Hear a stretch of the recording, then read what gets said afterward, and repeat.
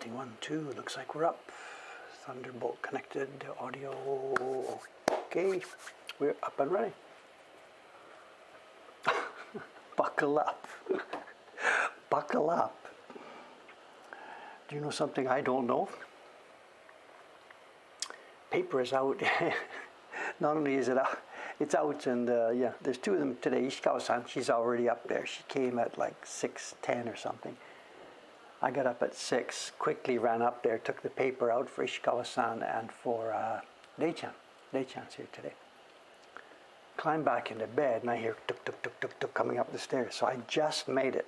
So her paper was still frozen, but it's okay. She knew. No. If she comes at 6:05 or 6:10, she knows that the paper is not going to be all that ready for it. And yeah, the earthquake too. What's going on? It's like every month or so now we have an earthquake at like within 5 minutes of my alarm going off. 5 before 6 or 5 minutes after 6. It's really curious. It's terrible for the train system because they're just getting up to their morning peak rush hour. And when they're this strong, some of the lines have to shut down and do an inspection. So it destroys the train timetable at rush hour. I'm curious, earthquakes don't know what time it is. Why would there be earthquakes at almost exactly 6 o'clock, a month apart? Tide? Tide? No, tide doesn't follow the time 6 o'clock or something. Tide moves different. No idea. What you have to do if the paper's frozen is this. At this time of year, actually, it's no big deal because once it comes out of that freezer, we're not talking about a brick that's 6 inches thick. We're talking about a deck of paper that's about half an inch thick or something. And just put it on the table, and within 15-20 minutes, it's pretty much soft enough to open up and stuff like that. So she just starts her work, gets her pigments ready, gets warmed up, gets her brushes ready, and all that kind of stuff. It's a problem in winter, and if we have too much paper in the brick, and it really is a frozen brick, and it would take hours and hours and hours to defrost.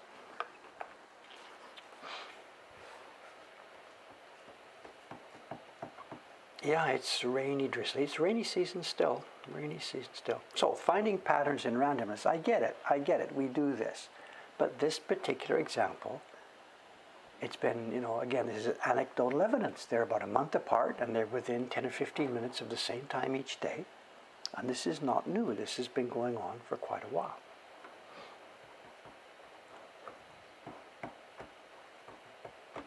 Good morning, good morning, good morning. So, okay, what's happening today is, we're going to just do the normal carving, I think. I have today also, I have a bunch of embossing to do, but I'm not going to do that. What it is, the embossing today, which I won't do today, it's we can show you the print anyway. This is not part of our official show and tell. This is last year's series to show. Upside down here. This is the April print from last year's set. I forget the title of it. Oh, they're printed on Night Blossoms. I carved this one actually last year. I carved two ones last year, the first one and the fourth one.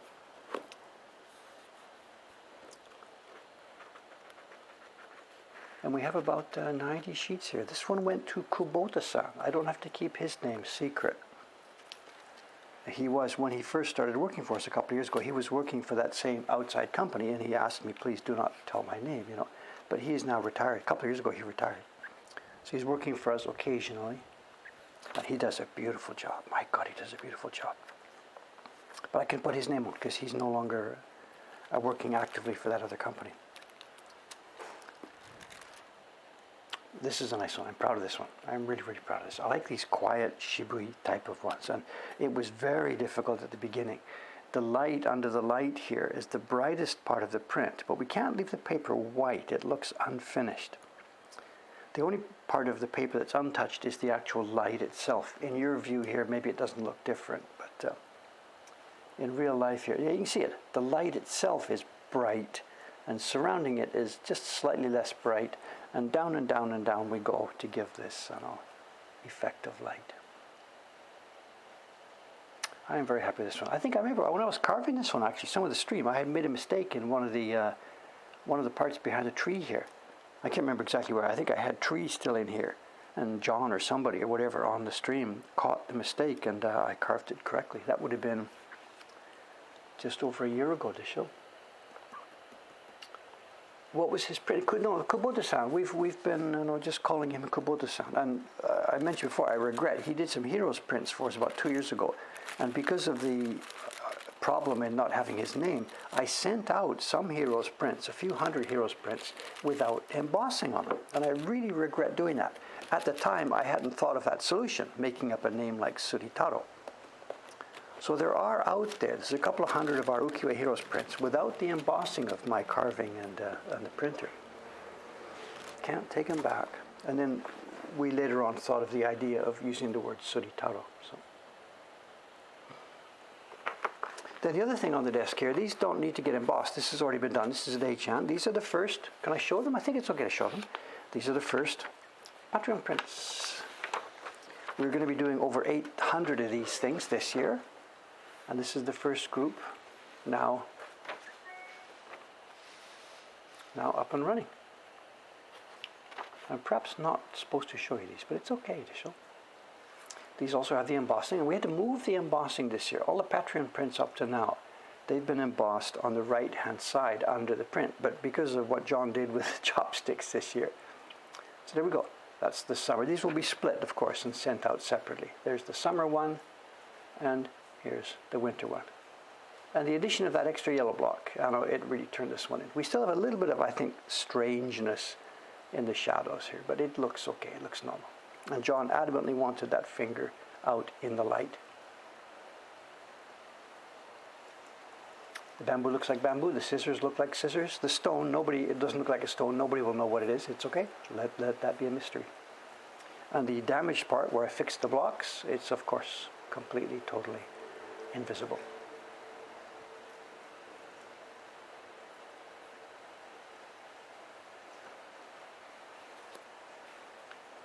That's the first group. She did, I think, about 90 or 100 sheets. And we will need about 800 altogether. Ayumi-san is doing a group right now. Then it will just go around the whole batch of our printers. They will each do a group.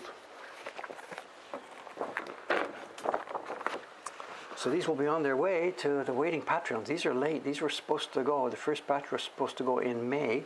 People have been very kind. They've been waiting patiently. Along with the share certificates.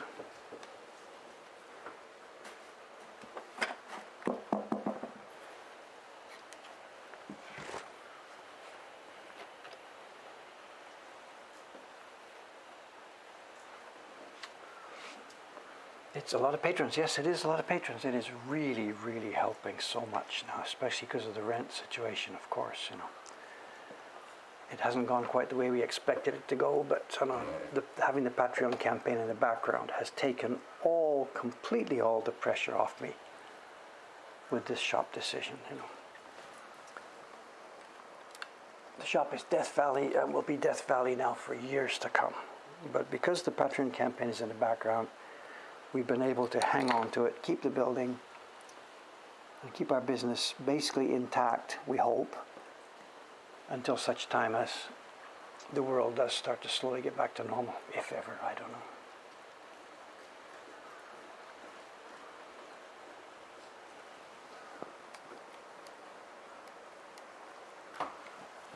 And it's time I've got to write to the Patreons to show, so letting them know about that. So, okay, what have we got?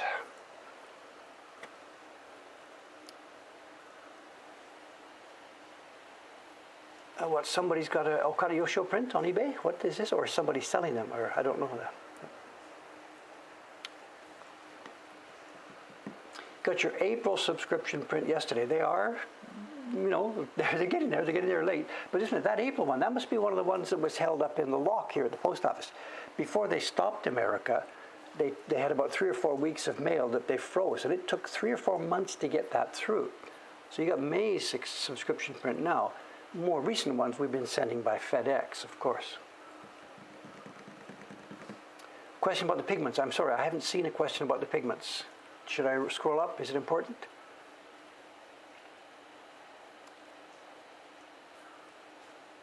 Do we still do our pigment preparations the same way? Ground up alcohol added and stored in jars. Yes, no. Ground up, yes. We do it batch at a time, big batch at a time. There's a video about that, big batch at a time. We add the alcohol and water, mix. We don't store them in jars anymore. We found a cool way to do this. We meant to talk about this. This was Aoyama-san's idea. And when I first heard it, I said, no. He said, just be quiet. We're going to take care of it. So he and the printers took care of it. Same thing. Batch of pigment on a board, grind. So it's so fine you can't feel the texture anymore. Into a cup, mixed with alcohol and water, a paste sort of thing. And instead of putting them in jars, what they are doing, you're going to laugh at this, but it works. You know the little plastic, they're not bottles. You know when you get, maybe in America they do this, when you get a takeout of sushi, there's a little plastic thing full of soy sauce. I think sometimes they're little things shaped like a fish or something like that. Imagine a square little bottle like that. In fact, we buy them at Kappabashi from the place that does sushi takeouts. These are designed for filling with soy sauce. They're about maybe 2 centimeters high and maybe a centimeter square. So they take about 2 cc's or 3 cc's, somewhere around there. And we put the pigment in those. We're portioning control the pigment, and they go on the bottom drawer of the freezer upstairs. We have a real problem with mold here, of course. So our pigments get ground, prepared, and then frozen. And they're big buckets up in the fridge. There's the 6 or 7 basic types. The 2 kinds of red, the warm, cool, the 2 blues, the yellow.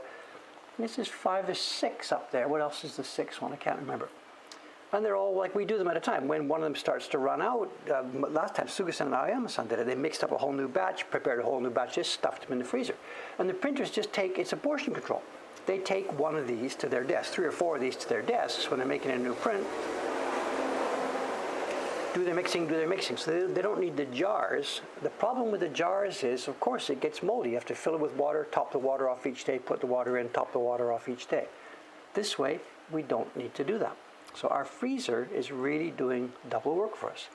Prussian blue in your grocer's freezer case. That's exactly right, John.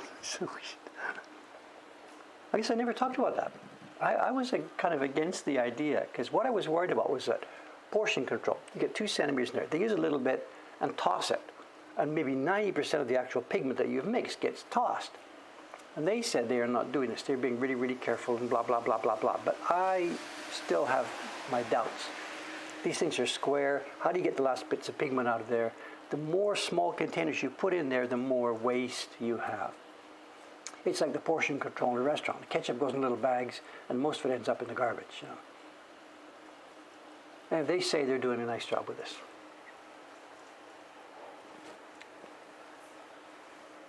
Freezer pops. So the shoe lady came by. I saw her again this morning at 8 or so minutes to 8. She came by. She walks across the street. She got her umbrella today. Yeah, I think that's what they're doing. When it gets low, I think that's what they do. They squirt a bit of water in there and then squirt it into that cup. So, because I was really not upset. I was emphatic to them that, come on, we're going to waste so much of this stuff. And they're like, Dave, we're not so stupid. Blah blah blah blah blah blah. So yeah, I think so. They just squirt water in there and pop it out. Did you see them, Vivid? Did you see them, Karen-san, in the bottom drawer of the fridge there? You must have been using some, right? When you were here?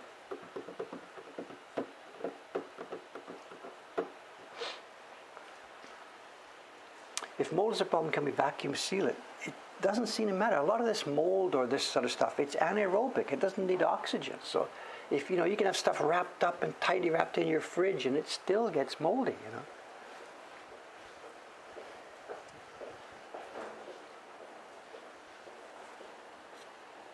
Okay, enough talk. Let's do some work.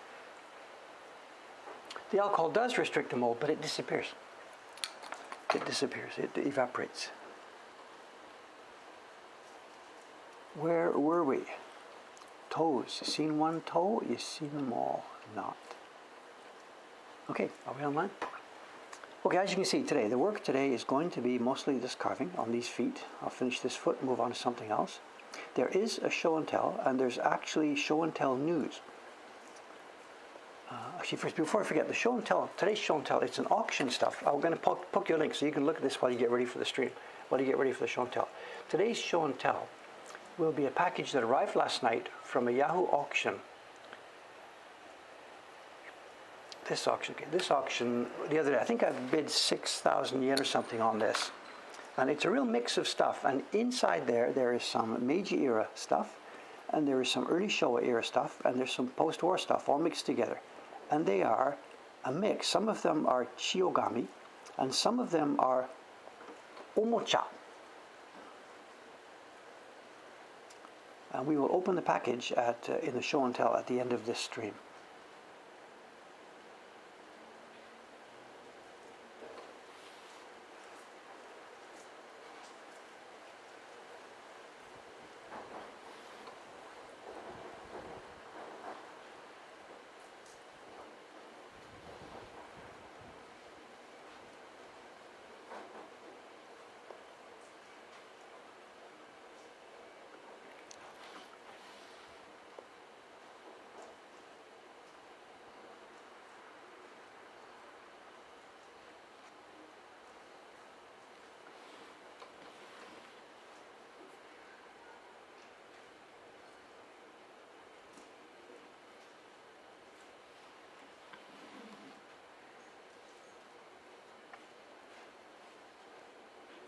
And the other news about the show and tell is that I went to Ome on Tuesday. I mentioned before I had to go there. I went over to our Ome workshop for the first time in months.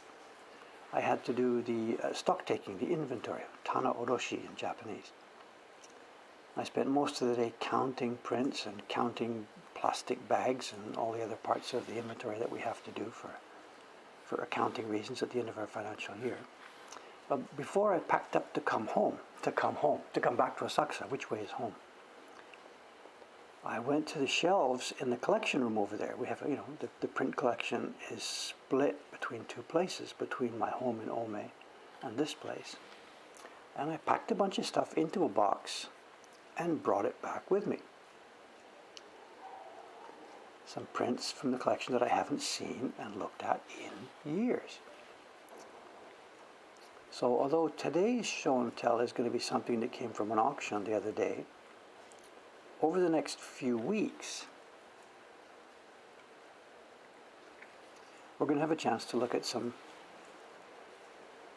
stuff that I've had for many, many, many years, some parts of the collection. So there's going to be no shortage of show and tell for a couple of weeks now, like there ever is.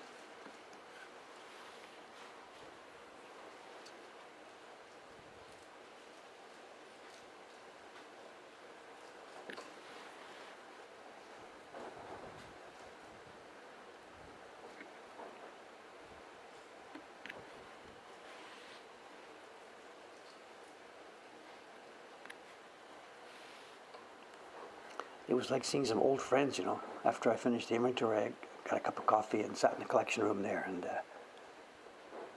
where do I start? It's great. Some stuff I literally haven't looked at in years.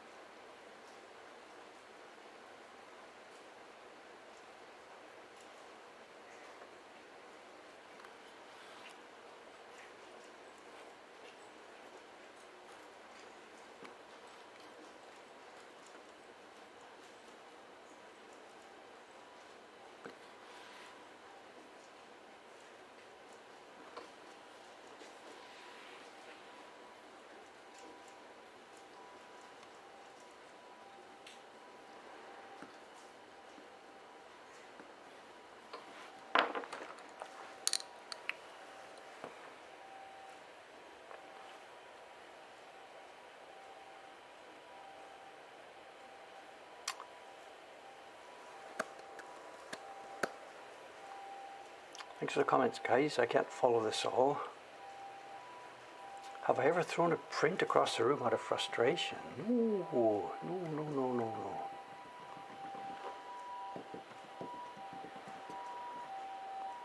No, no, no, no, no. I know in the earlier days before I was in control of most of this stuff, of course there was lots of frustrating times. But you know, frustration when you can't do something, these are inanimate objects, you know, it's all up to you, you know. The print doesn't know or care, the block doesn't know or care. Getting angry or upset is not going to make anything better.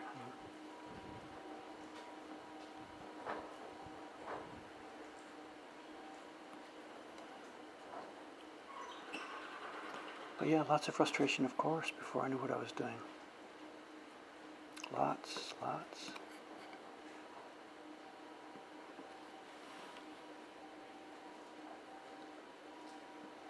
A real problem in the early times, you know, you'd maybe have trouble with printing something or whatever, and every now and then I'd get a chance to see a craftsman working, whatever. And I'd see him at his bench, look, watch, oh, there's the water, there's the pigment. Okay, now I get it. Then I would go home and try replicating what I had seen. There's the water, there's the pigment, whatever. It wouldn't work at all. And it took a long time for me to realize that there's no single specific formula for all those things you're doing, like how much water goes on the block, how light and delicate the pigment is, what size brush to use. These things are all flexible depending on the job that's on your desk at the moment.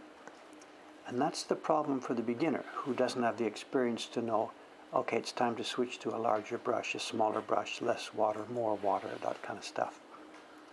And you see somebody doing it, you try and copy what you saw, and it doesn't make any sense because what he was doing was a different job to what you were thinking about or trying.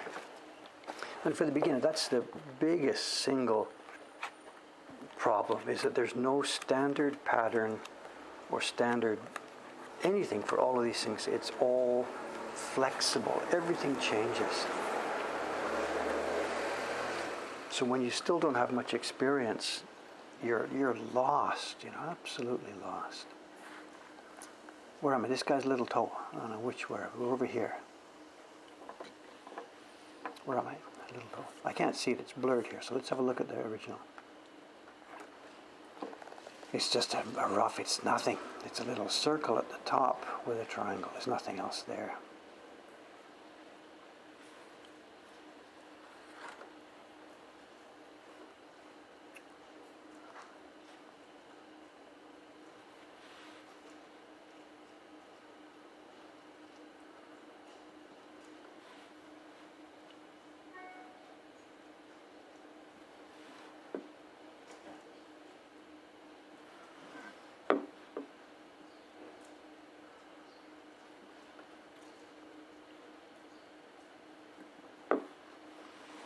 It's funny, now I think about it, you know, you mentioned that, did Dave throw the print across the room or something or whatever, you know. I'm speaking now that, no, I don't do that sort of thing, but I'm speaking as an adult, as an experienced adult, you know. My mother's on this chat sometimes, she may be here today. And it might be interesting to toss it out at her. The Dave she remembers, the little kid Dave, the 6-year-old, the 10-year-old, the 15-year-old, whatever. When he got frustrated, did he throw crap across the room? I don't know. I don't think so. My impression of myself is that I'm a peaceful, calm guy. I don't get upset and scream and rant and rave. The employees here know I don't scream and yell at them. But what would my mother say? You know, is she here this morning? I don't know. Someone's watching YouTube. Thank you very much. Thank you, thank you, thank you.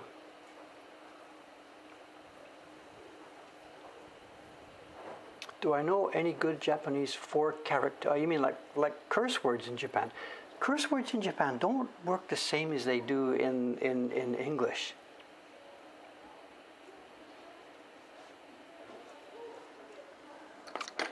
So, you know, I mean, there's no equivalent here to the F word or whatever, or stuff like that, you know. Cursing here, and I'm really not the guy to ask. You should ask a truck driver or something or whatever, you know. It's more, just using your language roughly, showing that you don't show respect for the person and stuff like that. I don't know.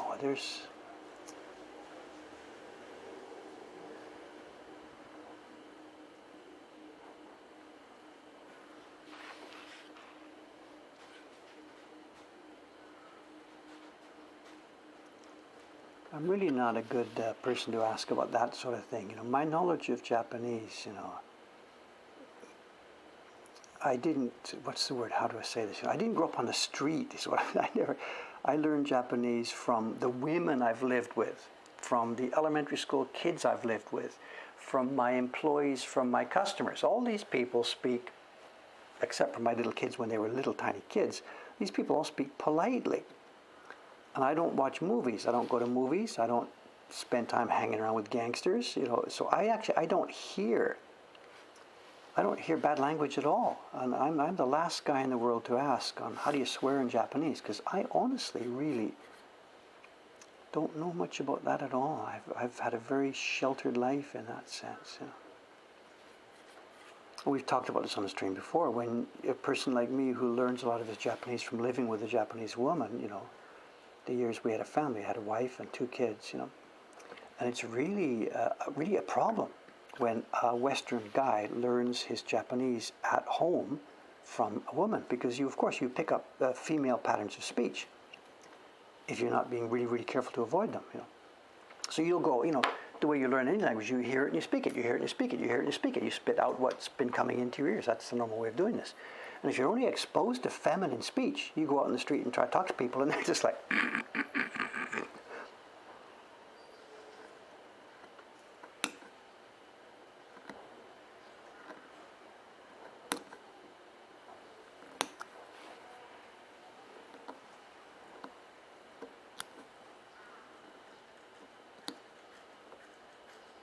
And that's a classic case, and all of Japan is well aware of this. These foreigners who walk around speaking, using feminine expressions. It's a thing. They know it's part of the culture, and they know he's got a Japanese girlfriend or wife or whatever. And for them, it's just a can't be helped thing. It's a standard classic mistake.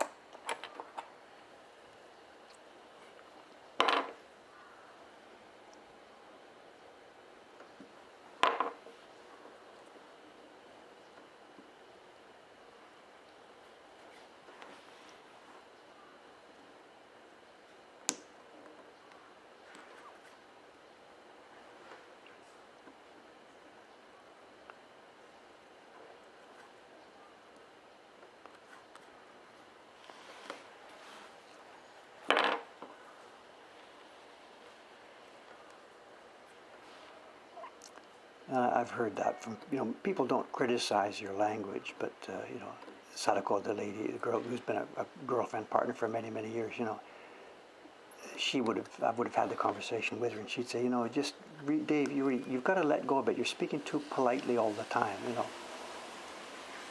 It's a bit of a I must have asked her, what's strange about my Japanese, other than the pronunciation, which I know is still too emphatic and too strange. She said, the biggest strange thing about your Japanese is that you speak just too politely all the time. You never speak casually and colloquially enough. And she said, well, you're talking to me. So nobody speaks to his female partner the way you do. I said, what do you mean? I'm like, you're speaking to me with too much respect. And she wasn't saying that in any sarcastic way.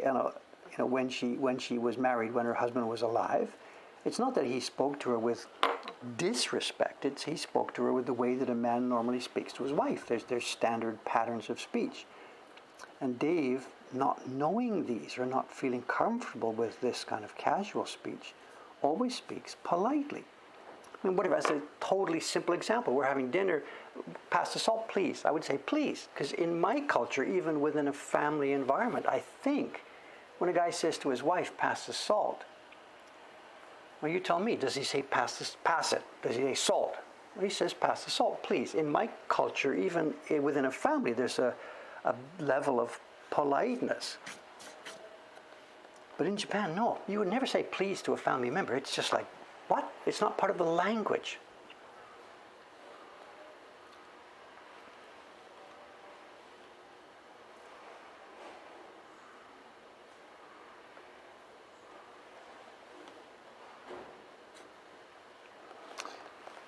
What do we got? Feet, feet. 1, 2, 3. One more foot left. Let's have a go at this.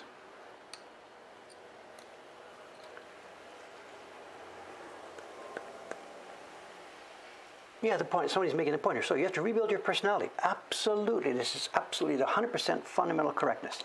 You cannot be the same person. And that's my problem, is that Dave stays the same person when he speaks Japanese. Not 100%, because I'm not such a dork about this.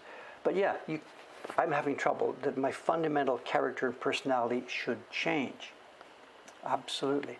I'm not so bad at it. When I speak Japanese, I'm definitely a quieter, more reserved person. When I speak English, it starts to get blah, blah, blah, blah, blah. But the one we mentioned about the politeness, I cannot bring myself to do that. This is a defect in my character, and I recognize it, and that's too bad. I will not go there. I cannot speak to that woman in what to me is such a disrespectful sense. But to her, it's just, that's the normal language, you know. You could write a really interesting book about this.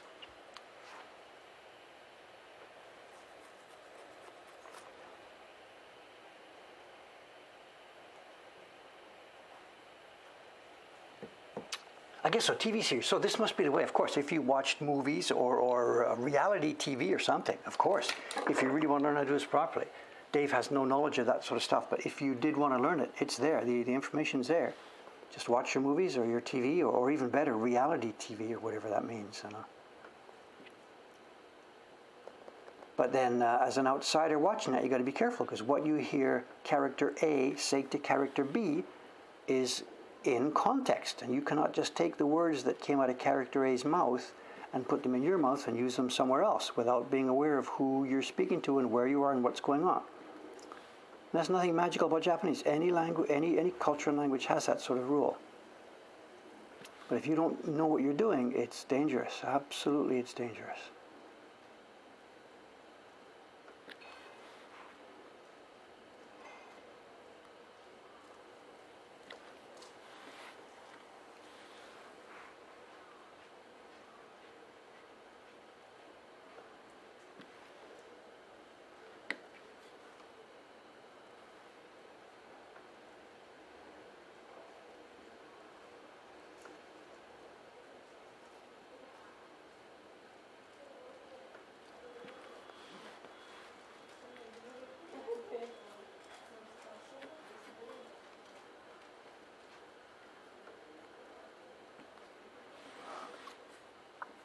I have a bit of, the same conversation. I have a bit of trouble. I can't say trouble, it's the wrong word, but it's a mental issue for me on the occasions when I'm visiting Vancouver. Won't be happening again for quite a while, but when I was there last, I guess in February I was there. And I speak with my kids. My kids and I speak together in English. We can speak Japanese, but for all of us it just seems so strange that they and my two girls and I, we just speak in English. But then, okay, we were over at their mother's place, my ex-wife, their mother's place. And I was divorced from her, 27 years ago or something. So whatever, we visit for dinner and chat. And when I hear them talking, I'm hearing two young Japanese kids, because they are her kids, even though they themselves have kids now. And they speak to her in an astonishing way. So roughly that I'm stunned by it still sometimes. Stunned by the roughness. And it's a bit of a special case because those two kids grew up overseas. They learned a certain level of Japanese here till they were early teens, then flew overseas. So their Japanese is frozen in time. A generation ago's Japanese frozen in time. And the way they speak to their mother, to me, it's incomprehensible. I can understand the words, but I'm like, oh my God.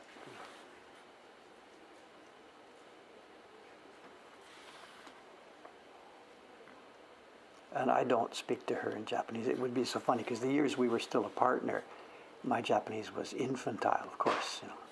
So she and I nearly always spoke in English.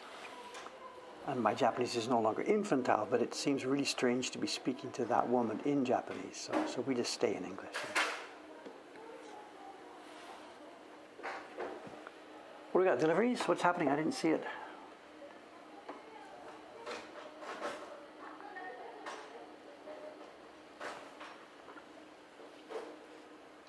Rain seems to have tapered off out there.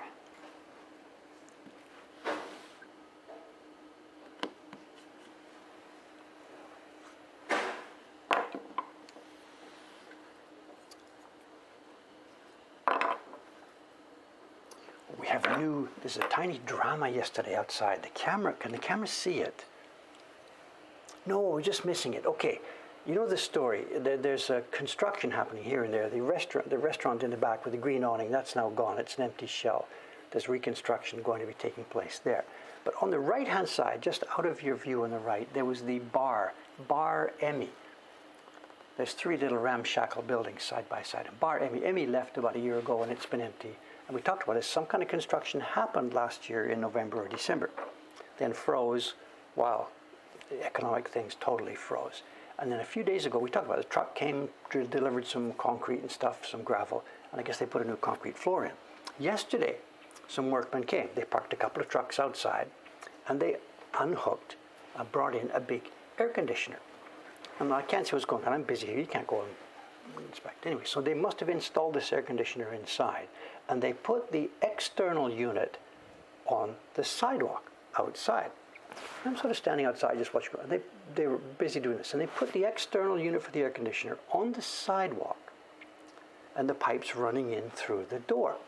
I'm like, okay, whatever. They've put something temporary up so that they can have air conditioning while they're blah blah blah.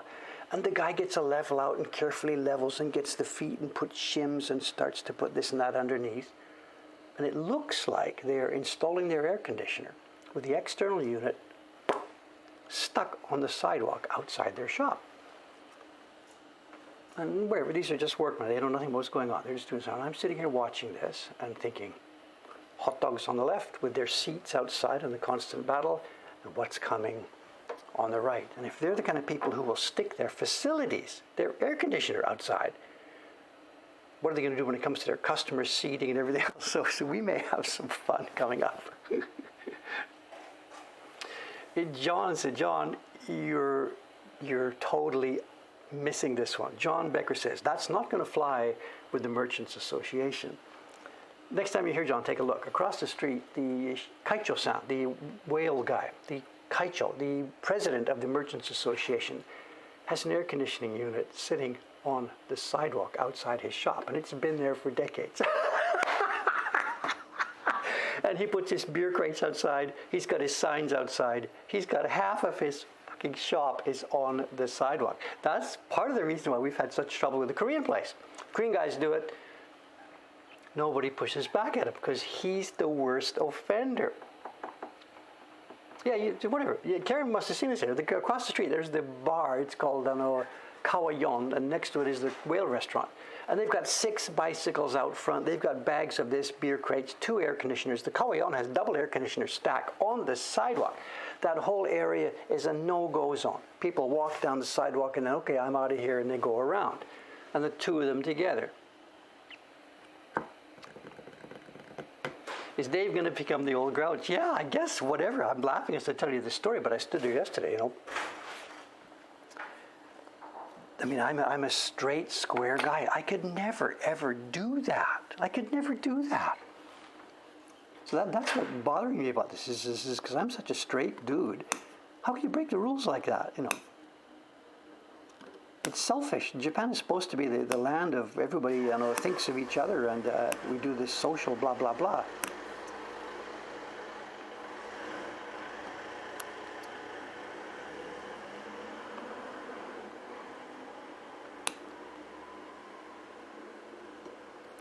Old grouch, I guess. I don't know. What can I say? I'm just telling you this story. So.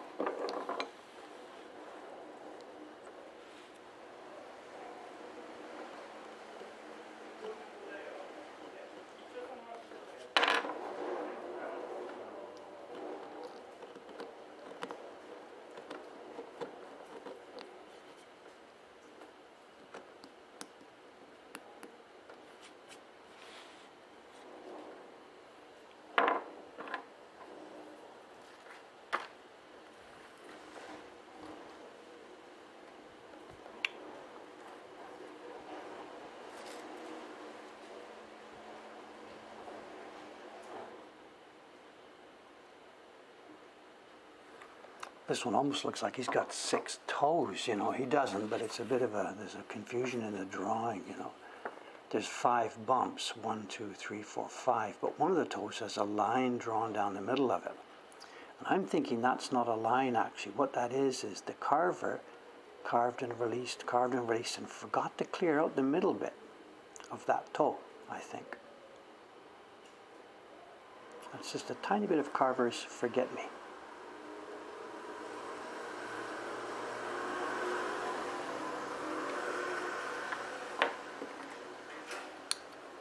Missing again.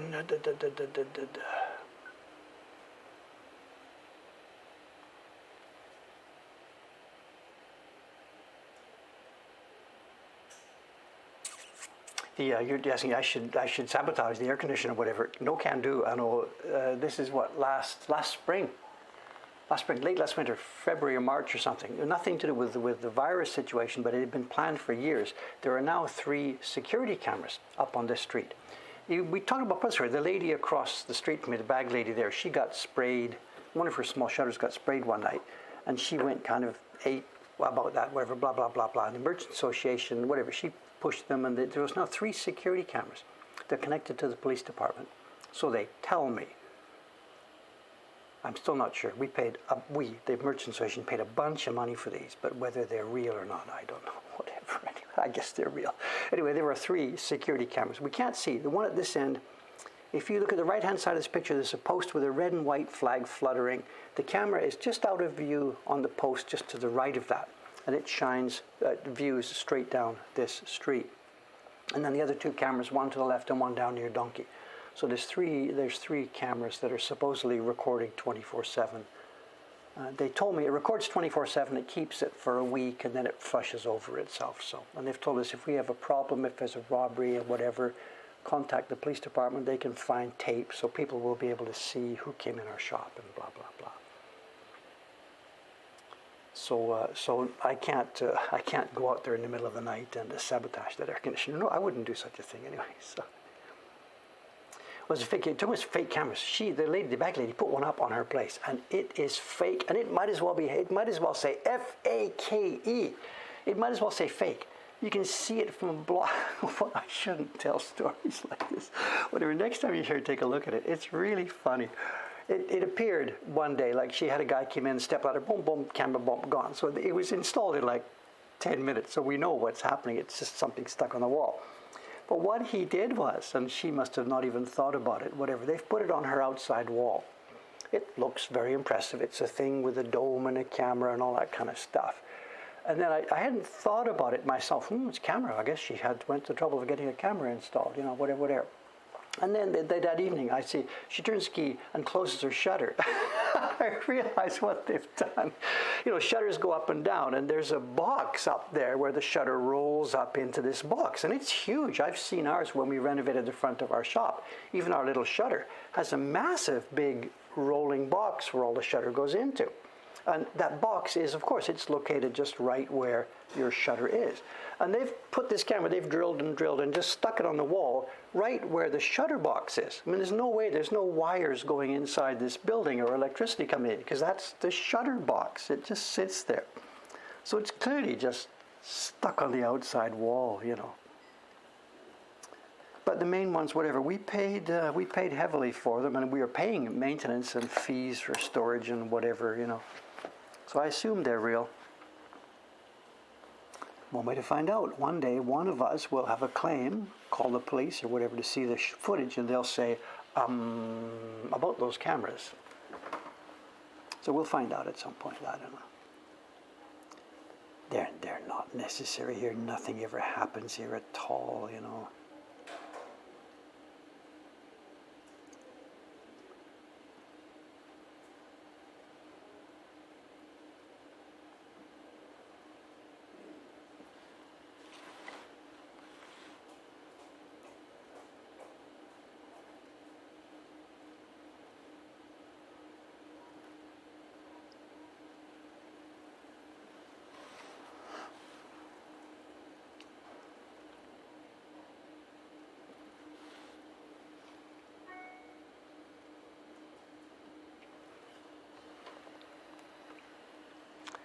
See, we're still looking for time to show. Yeah, yeah, yeah.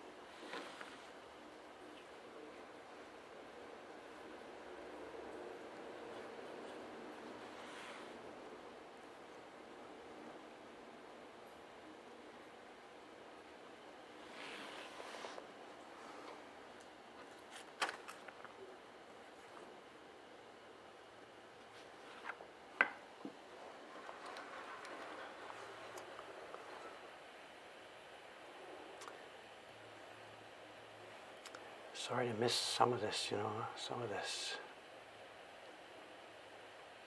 Oh, the air conditioner talk, get a haircut and shave the beard, then destroy it. Yeah, right. I got the haircut. Nobody noticed, or they did, but I didn't see or notice. So, in Ome.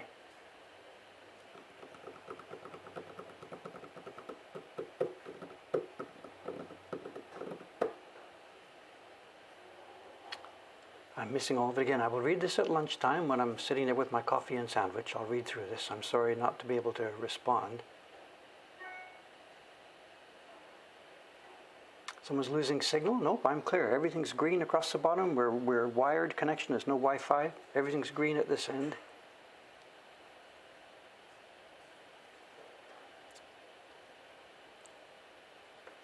Anyway, thanks for the comments and the new viewers. Thank you. Welcome in. This is so cool, having regular viewers just answer all the questions. I can just forget the whole thing. Thank you very much. My whole life is outsourced. Patrons pay our rent. Viewers answer the questions. All I got to do is just sit here. I don't need to do anything, actually.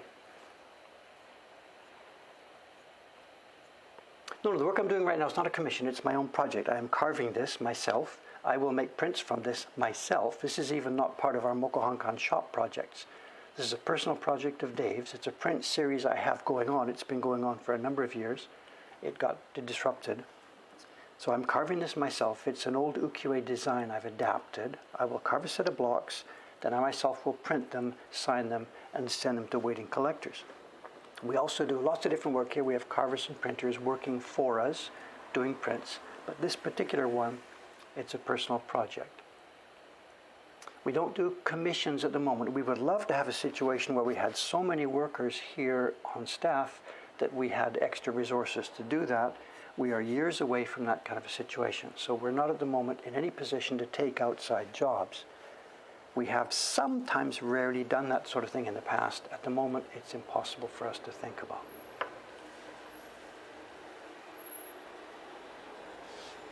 That's the garbage truck for the Korean hot dog place.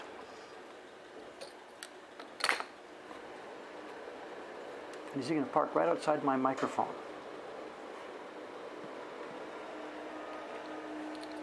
I'll turn off the mic on the outside camera.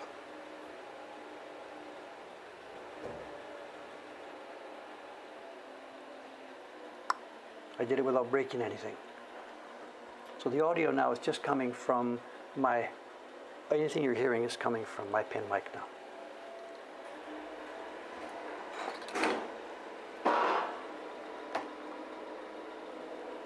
Great. Park outside my microphone, walk and get the garbage from their place. I wonder why he's doing that.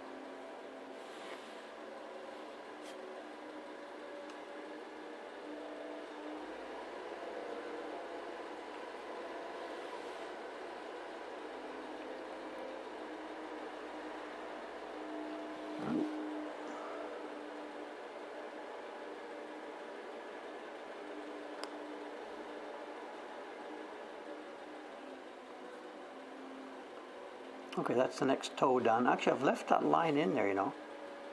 That extra line the carver left. I've left it in there. We'll have a look when we're doing a test printing. I think it's a carver mistake. But we'll give it a second thought at the time we do test printing. We'll see.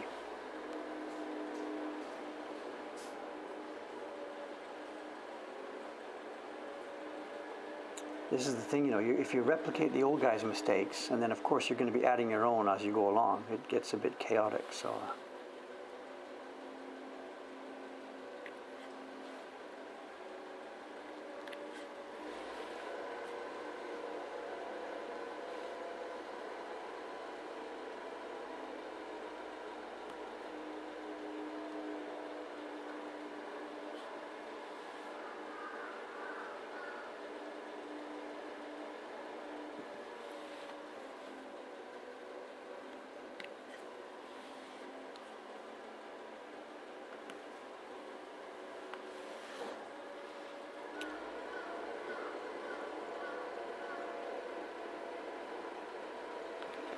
What's he doing?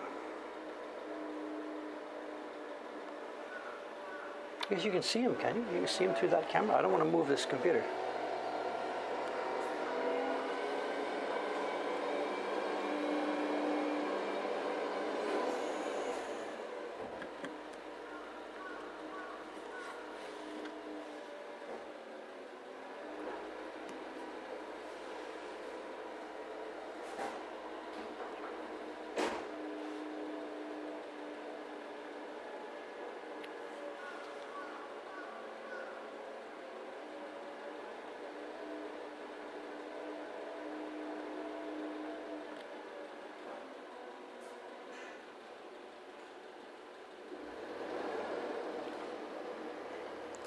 Sayonara.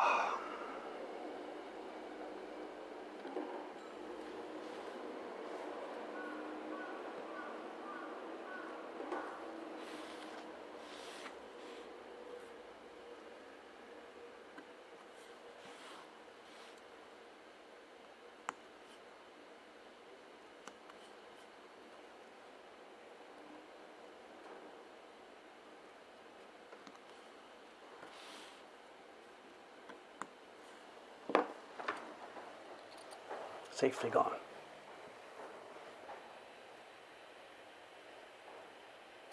We made a clip of the car. No idea, I've missed it. White car with blue stripes. Oh, it came again today, did it?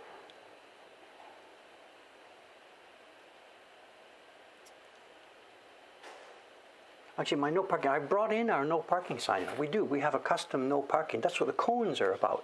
You haven't seen cones recently. I brought in the cones. We don't have a shop anymore open, and there's so little traffic. So I've brought in the cones. They are temporarily in storage inside. If the street comes back to life, and if we have a shop running, we will put our no parking please. We will put our cones back outside. But at the moment, they're inside.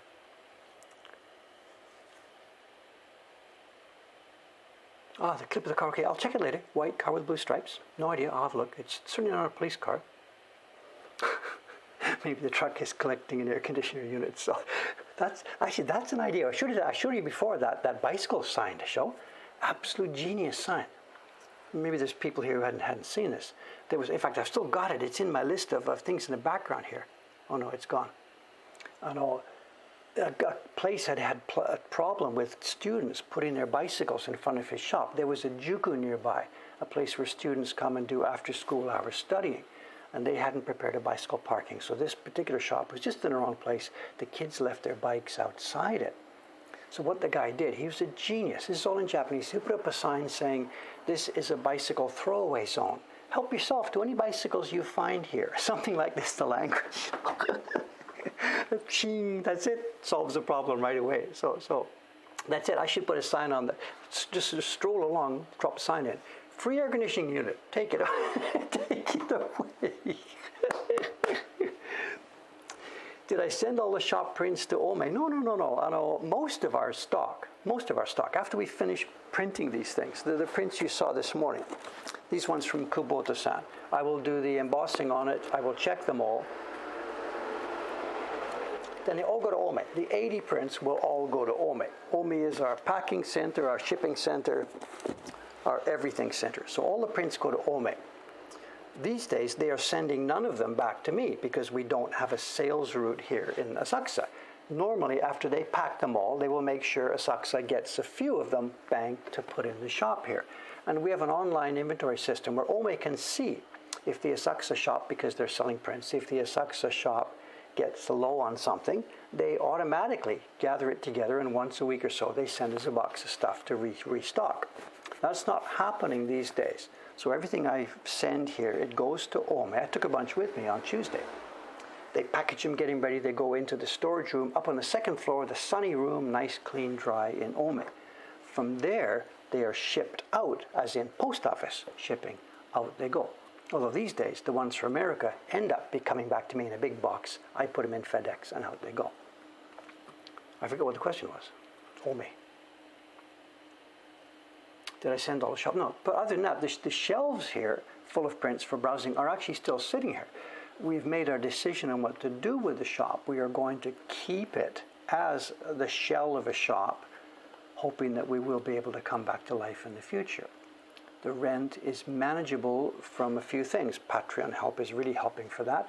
Our overall business is actually okay. In fact, the June revenue for us was bigger than the June revenue for last year.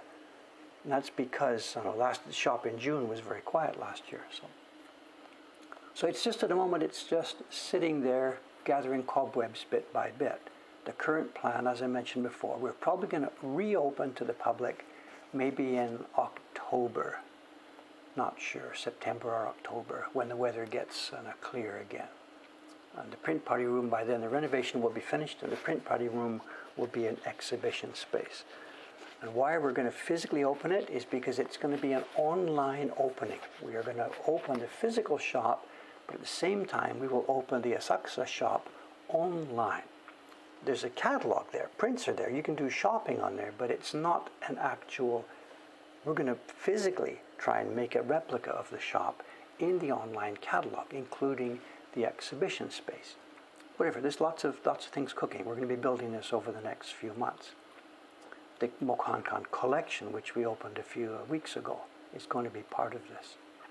So the shop still exists, it still survives, it's still here, it's very, very, very quiet, but it will be doing a partial reopen for local customers in October, and then we're going to try and maintain it if we can, if the global economy survives to the point where people will come back. And for me, that's a big, big, big if. A big, big, big if. Then at some point we may have people from your countries coming in here as well. John's talking about 3D virtual tours. We now see this every day, any number of times a day. I've chatted about this before. One of these days, it's rainy today, so it's probably not going to happen. I don't know, 10 times a day, I hear this. I hear an English voice outside. It's a Japanese boy or a young girl speaking English. I take a peek, and they've got the thing. It's a two-facing phone. They're chatting. They've got the headphones on, and they are doing a guided tour to somebody sitting in their living room in Tennessee or whatever. And it's run by a company called Ebisu-ya, EBISU-YA. That's the company at this end. I don't know the web interface at that end. Take a virtual tour of Japan. Give us your credit card number. We'll pay $30, and the boy will take you around Sensoji and Asakusa. I don't know their spiel. And that's happening now any number of times a day. That kind of virtual tourism, live with a guide, walking around town, doing shopping, that is now becoming a big, big, big thing here.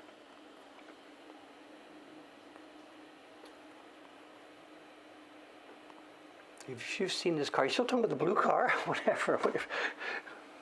I'm not going to check the clip now. I'm not going to bugger up the stream, but I will check the clip later and report back to you on the next stream. A white car with a blue stripe. Maybe an offbeat taxi company, possible. Maybe the gas company, electrical company, I don't know. It's not police. Absolutely, it's not police. Ebisu is a Japanese word. It's one of those words dripping in traditional culture. You've got, yes, Ebisu and Daikoku, the two gods. They're part of the 7 lucky gods. They're 2 of the 7 who got star status. And he's the one who is most often seen with the bream, the sea bream. Tai, omedetai.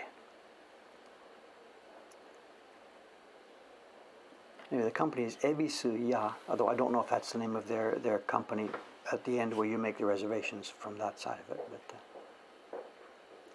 And it's become a real big deal. There's no hour or so during the day when one of those kids doesn't walk by. In fact, I met one. I came out of the donkey. I went to Donkey to get some what did I buy with it? A couple of bottles of wine. And when I came outside, I recognized one of these boys, and he was standing there with his phone unit, and he had a staff label, and it said number 5, and he had one earphone in and one earphone out, and he was standing there. So I chatted with him. I got my mask on. He's got his mask on. I chatted. I said, waiting for the customer. He said, "So desu ne." I said, "Konkai no kyaku, where's the customer happening from?" "Yeah, chotto mada wakaranai." So he's just waiting. The central system sets it all up, and he will get a beep in one earphone saying, "Hi, incoming, customer coming inbound, get ready." He'll plug his earphone in, and bang, they will come up, and they will introduce him. He'll say, "Hi, I'm Taro-kun, I'm here in Asakusa, where are you?" "I'm Joe Blow, I'm in Arizona," or whatever. So it's such that he's waiting on the street corner. He must have been teed up that this is going to be happening. So I guess it's happening, it's working the same way as the food deliveries, whatever. These are all independent kids who have signed on, and instead of a bicycle taking the hot dogs to your house, a food delivery like Uber or something, they've signed on to do this tour thing. No idea what they get paid. I hope it's good. I mean, a kid that can speak English and has the personality to walk someone around Asakusa, I can't imagine how do you find staff like that, you know?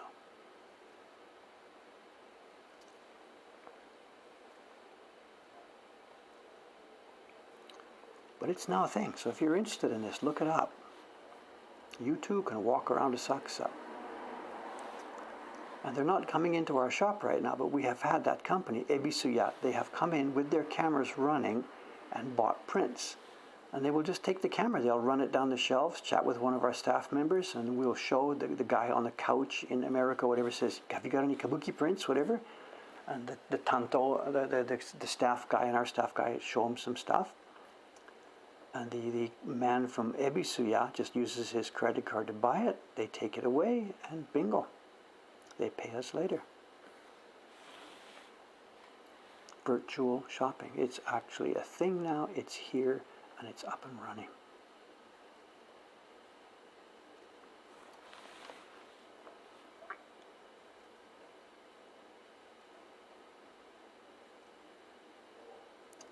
Whether or not we should think about starting such a service, I don't know, you know. Question of getting staff.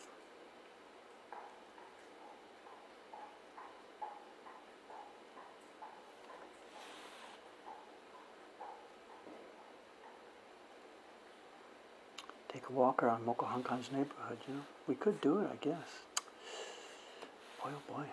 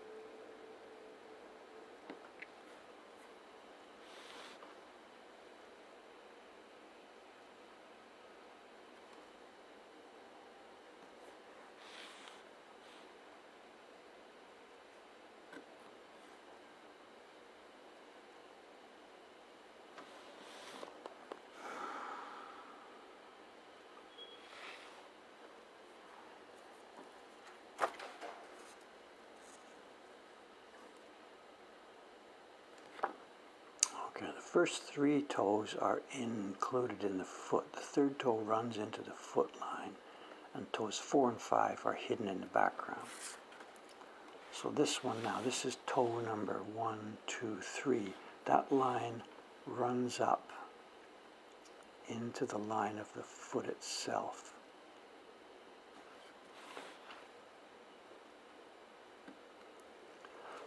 Excuse me.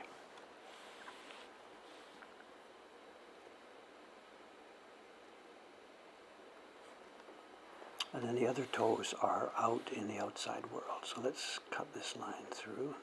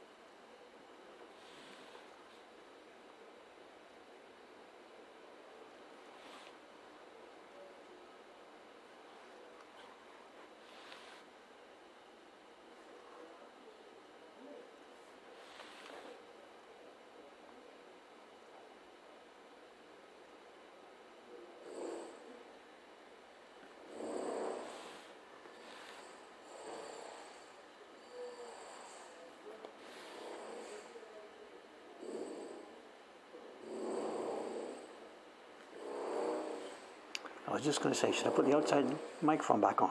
Obviously, no.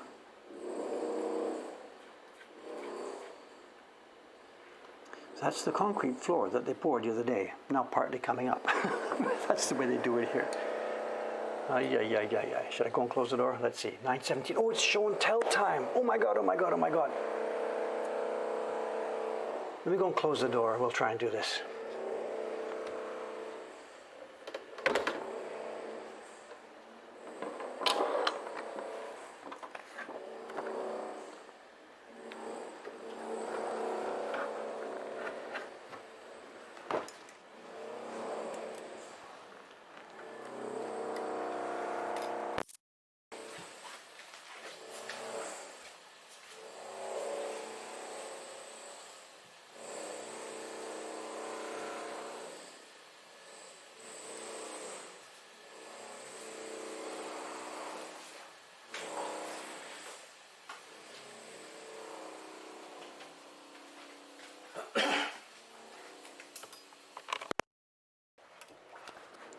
Actually, the construction's happening. You can see it. It's over in that where the restaurant used to be, where that green awning is in the distance. They're jackhammering something over there.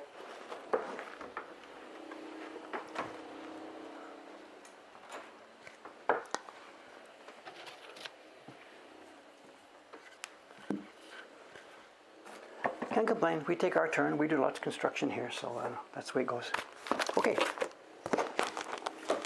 You saw, oops, zoom out. Oops.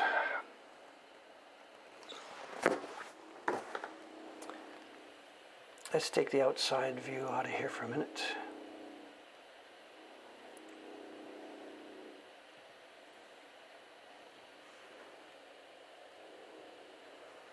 Okay. The auction, I think I pasted in, for those of you who are curious about this was, there it is. That's the auction that I won, whatever today's Thursday, would have been last Monday or something. And these are toys. Omocha-e, and it's also chiogami. Two things. Chiogami is a decoration paper. It was, in the old days, was made by woodblock prints. People would buy the prints, take them home, get scissors, and cut them up. That's not as strange as it sounds. It was a kind of decoration paper.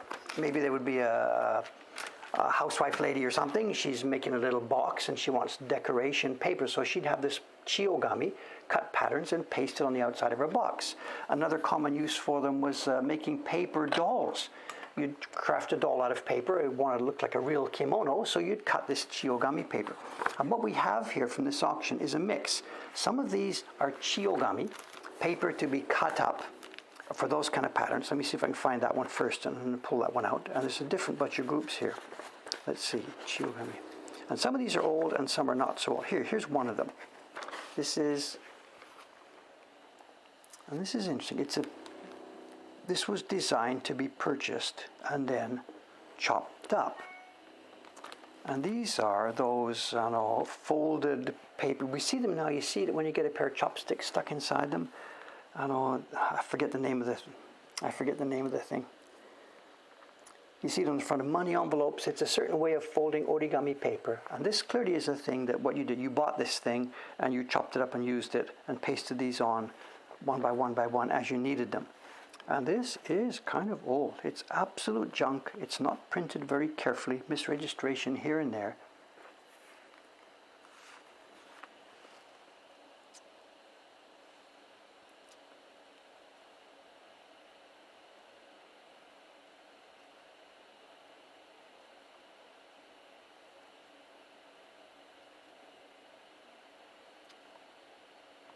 And here we go. And this is, again, designed to be chopped up and used. No, you zoomed out, but you can look at it, getting it. Hi. Anyway, this is fairly low class printing. And this would have been, I don't know, going by the paper, this is late Meiji, I think. I don't really know. Late Meiji. Just an example of a casual use of woodblock printing. Nothing special. It's not garbage. So it's not garbage. So. Anyway, but the interesting one, the really interesting one was here. Let's just hear it. The interesting one, the reason I bought this auction was the toy, Omocha-e. This is the one that I really, really, really wanted. Now look what this is. Now when I was a kid, we had this sort of stuff, and I'm sure they still do this, right? Do you see what's happening here? It's pattern pieces. We've got a dude here holding something, and he's on a stand. We're seeing him from the back. We're seeing it from the front. It's a rabbit. I don't know the story here. Oh, it's a rabbit and a badger and the old guy. We've clearly got a folk tale here being retold. And the kid would get this thing and he would cut it out and you paste them together and it's insert tab A into slot B. And there's this boat at the bottom which you would fold over and chop, and then these things would, here. And it says here, it says nori. Glue. You glue right here. You fold that thing over, tab it, and I'm trying to figure out the puzzle here. I don't even know what's going on. There's a boat and some waves and the guy holding the fan and two animal creatures. One is a fox, I guess, and the other one is a rabbit. And there's clearly, it's a game to play with. You chop it all up. You get your scissors out, chop it all up. So, Treadmill 2 is talking about buildings. Yes, I've got some upstairs of this one. This is not a building. This is some kind of folk tale being retold. And I guess the main thing is here is the boat, and there's pieces of ocean which you would either glue together or set up on the table. There's bits of ocean everywhere. Look at them all. 1, 2, 3, 4, 5, 6, 7, 8, 9, 10, 11, 12 pieces of ocean, which I'm almost sure are backwards, reversed. There's matching. So you paste it together so it's got ocean on both sides. There's the two guys. What I should do, I'm not about to chop this one up, but if we photo scanned this and made a photocopy of it, you could actually try playing with this.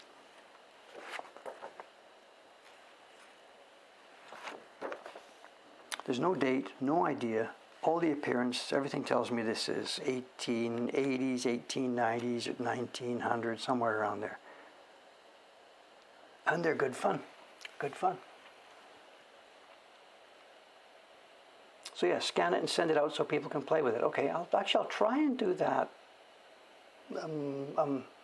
soon. So do they make their own box? I don't know anything about this. It was all different types. So the ones I've got upstairs are in the Omi workshop. It was clearly a set of 3. And it makes a diorama when you're finished. We did this for one of my exhibitions. We made photocopies of it. My kids and I worked together and we set it up. And it turned out to be there were 2 or 3 buildings. There was a kabuki theater in the background, and there were guys acting, and they were acting out a scene from the Chushinguro, the 47 Ronin.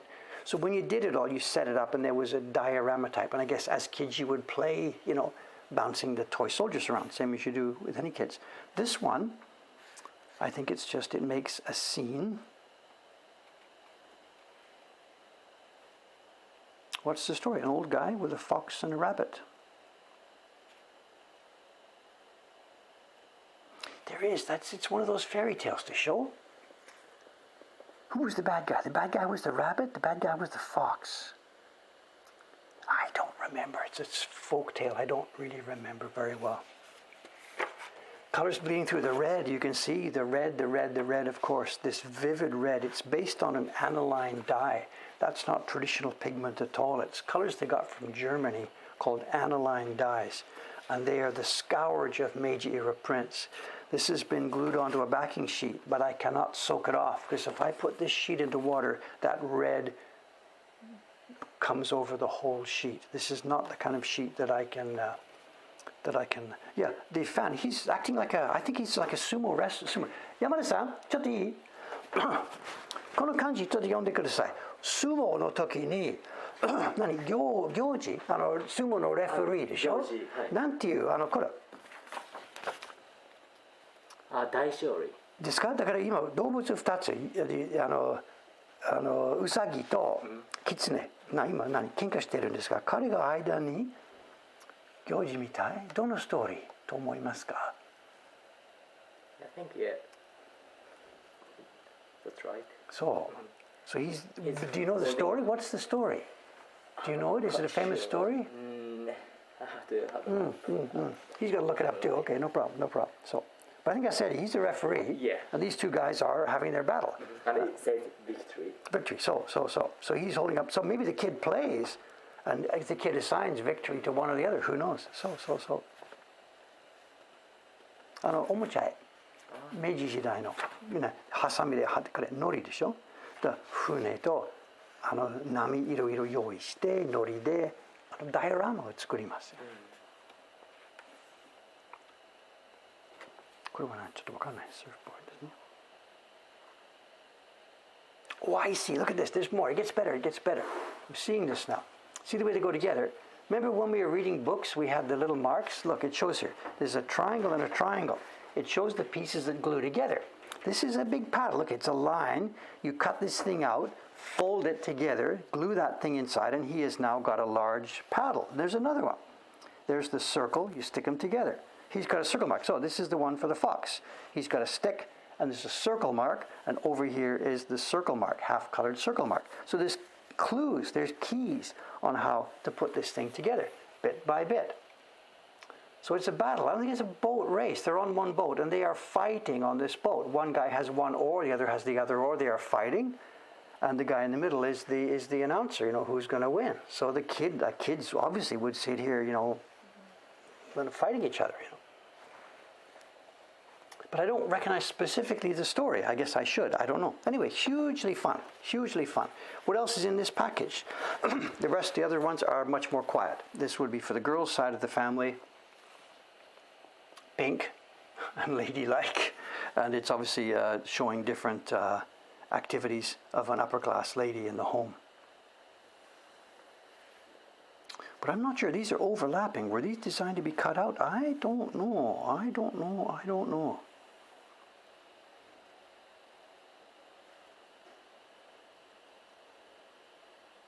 No, there's a bunch of numbers here. This is a bit mysterious. It says number 4, number 5, and number 6 in this series. And the overall sheet is Daisango, number 3. There's a series here.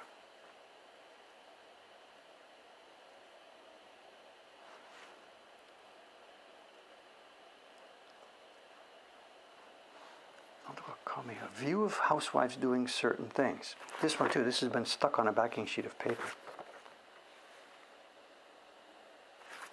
What else have we got? Paper dolls. So they're overlapping, which would indicate not to be cut out. You see, I'm not sure about this one. Now this one's different. This is now early 20th century, because this company, Isetatsu, they still exist. They started, I don't know, late Meiji Taisho. They still have a shop in Tokyo, in Nezu, not too far from here, about 15 minutes from here by bicycle. Isetatsu, and they make chiyogami. And this is not to be cut out and played with, as I said, like the last one. This is the kind of paper you would cut it out and use it for decoration in some environment. This is chiyogami. And what have we got here? We have, it looks like, oh, I know exactly what this is. We saw this in the Senshafu the other day. These are tools and devices for use on the kabuki stage. We have a kabuki backroom scene here. Remember, we saw those. A stick with different birds hanging on it. That's how you show a flock of birds on the stage. A dude would run by with that thing. Lanterns. These are all backstage accoutrements for a kabuki actor. The wig stand, the dress, the makeup stand, the clothes, the kimono. Oh, this little stands they put on stage to show waves and greenery. These are all kabuki accoutrements.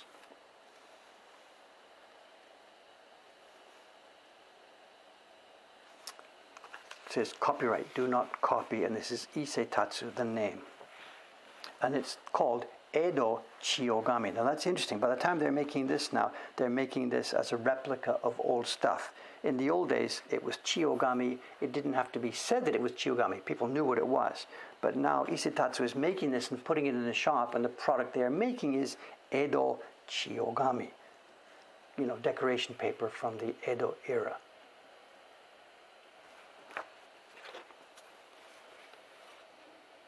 Yeah, Kachikachiyama, somebody. Is that the same one, though? It's a tanuki to show. This doesn't look like a tanuki. This looks like a fox. Let's go back there. I don't think anybody would call that a tanuki, I think. Am I misrepresenting this? He's got no balls, for one thing. I think that's a fox. Whatever, I stand ready to be corrected. It's certainly a rabbit, and he looks more victorious and strong, and this guy looks like he's being beaten up and falling backwards. Maybe Kachikachiyama kana? Maybe. What else have we got in this package? Then this one.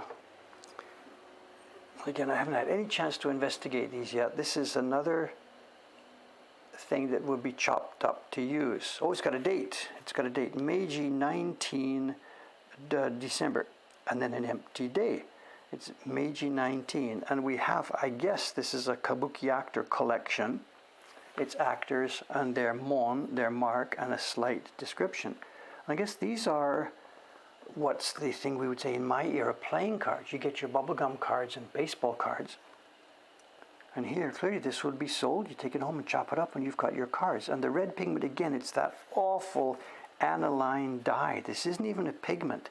It's a dye that the print workshop started using. It came from Germany in that era. And it's the scourge of us. Like I said, I can't take this off the backing paper because that red pigment, that red dye, oh, somebody's asking, so it's aniline dye and it would dissolve, and after 2 minutes the whole paper would be pink.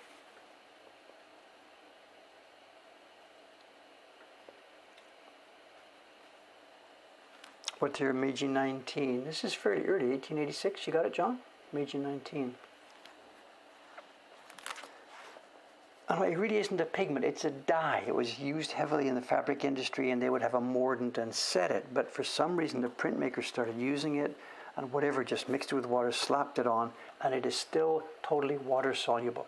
Even after 100 years, it's totally water soluble. And as I said, putting this in water, this would be pink paper in a matter of seconds.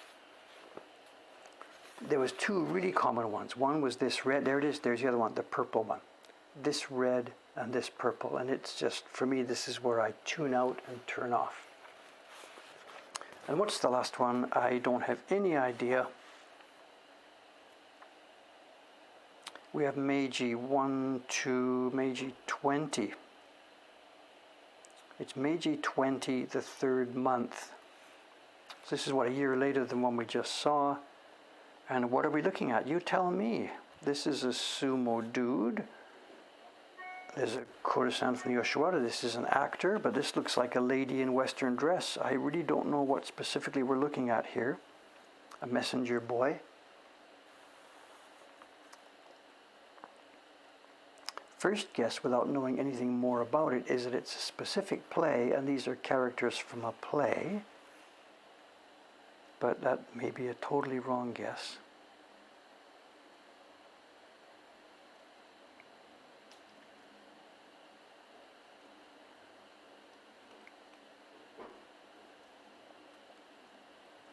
No idea, trying to find a common thread here.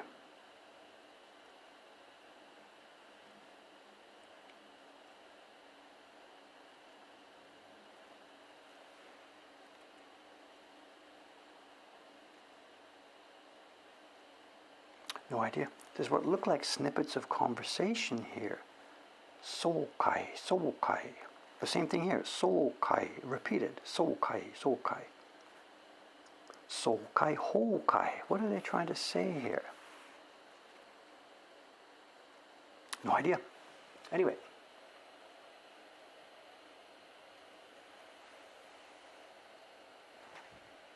Very primitive stuff. Primitive carving, primitive printing. This is an example of woodblock printmaking in the service of just basic, rough printing.